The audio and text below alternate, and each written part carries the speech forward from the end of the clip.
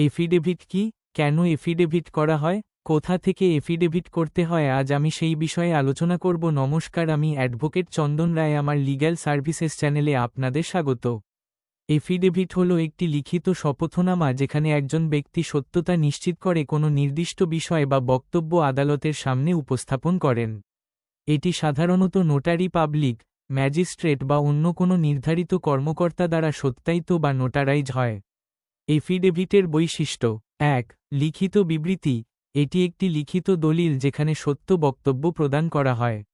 ২. শপথ বা ঘোষণা। এফিডেভিট প্রদানকারী শপথ করে বা ঘোষণা দেয় যে তার দেওয়া তথ্য সত্য। ৩. আইনি বৈধতা। এটি আদালতে বা অন্য কোনো সরকারি সংস্থায় উপস্থাপনের জন্য ব্যবহার করা হয়। ৪. সত্যায়ন। একজন নোটারি, ওথ কমিশনার বা ম্যাজিস্ট্রেটের সামনে সত্যায়িত হতে হয়।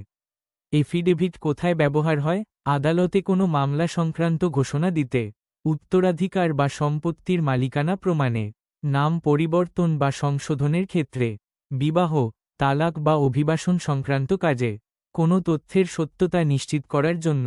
উত্তর ২৪ পরগনা, দক্ষিণ ২৪ পরগনা, হাওড়া, নদিয়া, ঝাড়গ্রাম, পূর্ব এবং পশ্চিম মেদিনীপুর জেলার। আপনাদের যদি নির্দিষ্ট কোনো বিষয়ে এফিডেভিট প্রয়োজন হয় আমার সাথে যোগাযোগ করুন। ডেসক্রিপশনে আমার হোয়াটসঅ্যাপ নাম্বার এবং ফোন নাম্বার ডিটেলস দেওয়া আছে। আমার লিগ্যাল সার্ভিসেস চ্যানেলটি লাইক, কমেন্ট ও সাবস্ক্রাইব করুন। ধন্যবাদ।